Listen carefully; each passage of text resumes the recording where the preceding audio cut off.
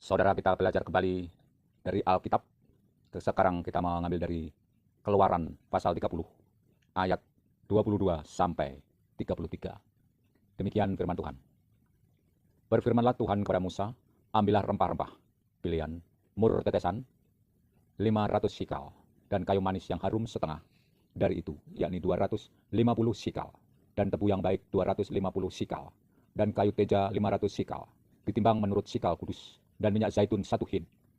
Haruslah kau buat semuanya itu menjadi minyak urapan yang kudus, suatu campuran rempah-rempah yang dicampur dengan cermat, seperti buatan seorang tukang campur rempah-rempah.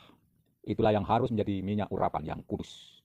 Haruslah engkau mengurapi dengan itu kemah pertemuan dan tabut hukum, meja dengan segala perkakasnya, kandil dengan perkakasnya, dan mesbah pembakaran ukupan, mesbah korban bakaran dengan segala perkakasnya, bejana pembasuhan dengan alasnya. Haruslah kau kuduskan semuanya, sehingga menjadi maha kudus. Setiap orang yang kena kepadanya akan menjadi kudus. Engkau harus juga mengurapi dan menguduskan Harun dan anak-anaknya, supaya mereka memegang jabatan imam bagiku. Dan kepada orang Israel, haruslah kau katakan demikian. Inilah yang harus menjadi minyak urapan yang kudus bagiku di antara kamu turun-temurun. Kepada badan orang biasa, janganlah minyak itu dicurahkan. Dan janganlah kau buat minyak yang semacam itu dengan memakai campuran itu juga. Itulah minyak yang kudus, dan haruslah itu kudus bagimu. Orang yang mencampur rempah-rempah menjadi minyak yang semacam itu, atau yang membubuhnya pada badan orang awam, haruslah dilenyapkan dari antara bangsanya. Nah, saudara-saudara, dari sini kita tahu bagaimana kekhususan minyak urapan untuk para imam, bukan untuk orang biasa. Di sini ada perbedaan kekudusan dengan bahan-bahan yang dicampurkan tadi. Bukan bahan biasa, bukan sembarangan. Ini khusus untuk imam. Nah, di sini adalah pembahasan perjanjian lama ketika bangsa Israel dalam perjalanan dari Mesir sampai ke tanah Kanaan. Mereka dididik betul-betul oleh Tuhan untuk mengenal siapakah Allah itu dengan kekuasaannya, dengan kekuatannya, dengan kekudusannya. Sehingga muncullah firman tentang kekudusan dengan simbol-simbol seperti minyak urapan itu. Masih banyak lagi perintah-perintah Tuhan yang diberikan kepada orang Israel, bangsa Israel, Bani Israel, yang dipimpin oleh Musa keluar dari tanah Mesir. Dan untuk menjadi imam, dipilihlah kakak Musa yang bernama Harun. Jadi harus dari suku bangsa Lewi, salah satu dari 12 suku bangsa Israel, yang khusus untuk pelayanan keimamatan perantara umat dengan Tuhan di dalam penyembahan, perantara Tuhan dan umat di dalam penyampaian firman. Nah, di sini minyak urapan itu mempunyai perbedaan dengan minyak urapan biasa. Karena di sini dikatakan kalau kena orang biasa, maka mereka akan dilenyapkan dari antara bangsanya. Dilenyapkan artinya apa? Dibinasakan atau dimatikan atau dibunuh. Nah, ini menunjukkan ada keistimewaan posisi hubungan antara manusia dengan Tuhan. Ada yang disebut sebagai sesuatu yang maha kudus. Di sini dikatakan, haruslah kau kuduskan semuanya sehingga menjadi maha kudus. Setiap orang yang kepadanya kena akan menjadi kudus. Engkau harus juga mengurapi dan menguduskan Harun dan anak-anaknya, supaya mereka memegang jabatan imam bagiku. Nah, kepada orang Israel, Tuhan berkata tadi, saya ulangi, inilah yang harus menjadi minyak urapan kudus bagiku di antara kamu turun-temurun. Kepada badan orang biasa, jangan minyak itu dicurahkan. Dan jangan kau buat minyak semacam itu dengan memakai campuran itu juga. Itulah minyak yang kudus, dan haruslah itu kudus bagimu. Orang yang mencampur rempah-rempah menjadi minyak yang semacam itu, atau yang membubuhnya pada badan orang awam, haruslah dilenyapkan dari antara bangsanya. Nah, saudara-saudara, sekarang mari kita ambil suatu refleksi terhadap kekinian kita, terhadap hubungan kita dengan Tuhan pada saat ini. Nah, di antara berbagai gereja, ya, ada yang menggunakan minyak urapan ini untuk suatu penyembuhan. Di dalam perjamuan kudus ada yang disebut makan tubuh dan darah Kristus. Ada yang menyebutnya sebagai simbol, dan ada yang menyebutnya itu adalah tubuh dan darah Kristus sungguhan. Nah, setelah didoakan, roti dan anggur itu menjadi sungguh-sungguh. Tapi yang sebagian lagi mengatakan itu adalah simbol. Nah, di antara denominasi kekristenan itu ada yang menyandingkan kekudusan tubuh dan darah Kristus itu dengan minyak urapan. Sehingga setiap perjamuan kudus juga ada pembagian minyak urapan dengan suatu kekudusan yang memberi berkat bahwa segala penyakit dapat disembuhkan dengan minyak urapan itu. Nah, saudara, ini satu denominasi yang demikian. Sementara umumnya minyak urapan masih dipakai oleh denominasi-denominasi gereja pada berbagai kebutuhan yang sangat krusial dalam siklus hidup manusia, yaitu pada saat sakit atau menjelang kematian.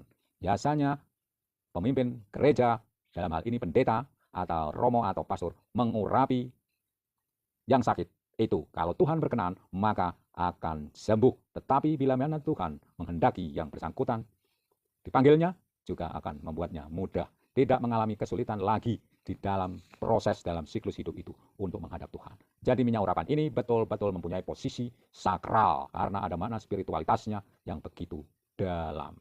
Nah, bagaimana dengan minyak urapan pada kepentingan atau keperluan yang lain? Nah, saudara-saudara, kita yang di dalam channel ini membahas kekristenan adalah sebagai suatu interdenominasi, tidak mewakili denominasi tertentu, tetapi antar aliran yang mengedepankan bagaimana kita umat Allah yang percaya kepada Yesus Kristus, menjadikan Yesus adalah kepala gereja, tidak memandang aliran apapun.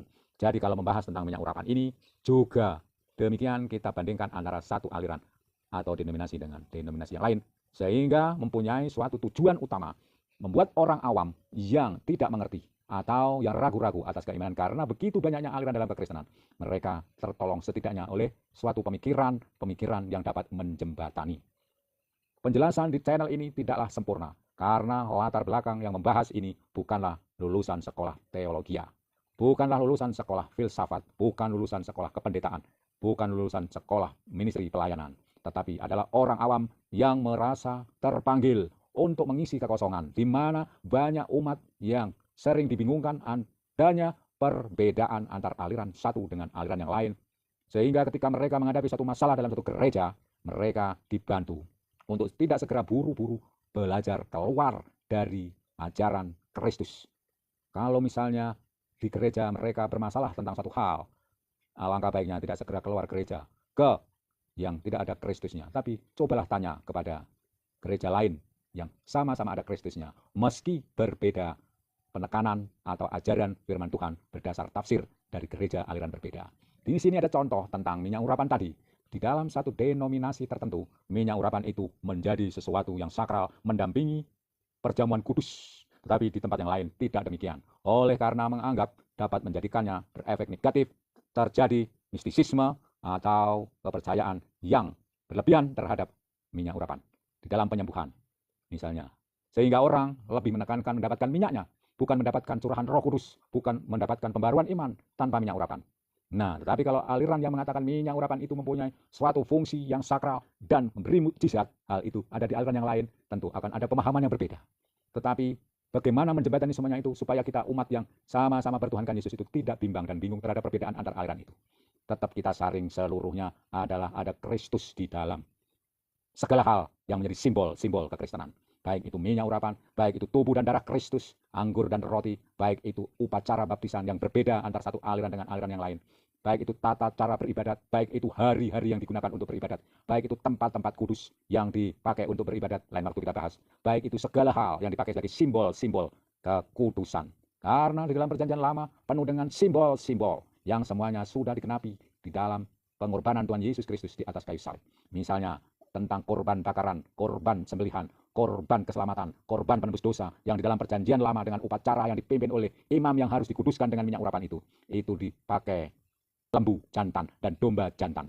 Nah, ternyata itu dikenapi di perjanjian baru, itu melambangkan Yesus Kristus, anak domba Allah yang menebus kita. Jadi semua hal fisik di perjanjian lama itu melambangkan hal yang bersifat rohani, dan disitulah makna sesungguhnya pembaharuan rohani spiritualitas kita di dalam Yesus Kristus. Seperti yang dinyatakan dalam Galatia 5 ayat 22. Dan buah roh adalah kasih, sukacita, damai sejahtera, panjang sabar, murah hati, kerendahan hati, pengendalian diri, dan semuanya. Itu adalah hal-hal yang bersifat rohani spiritual yang merupakan manifestasi nyata dari simbol-simbol yang diwujudkan di dalam upacara-upacara kudus di zaman perjanjian lama, khususnya dalam pembahasan kita di dalam zaman perjalanan bangsa Israel dari tanah perbudakan Mesir menuju tanah Kanaan. Semuanya adalah simbol, termasuk minyak urapan ini, dan yang selanjutnya semuanya merupakan sebuah tuntunan bagi kita bagaimana perubahan karakter moralitas kita, spiritualitas kita, roh kita di dalam Yesus Kristus, berpusat pada Yesus Kristus dengan pembaharuan iman, kepercayaan rohani yang berkualitas, dan terpusat kepada Allah di dalam Yesus Kristus, jalan dan kebenaran dan hidup.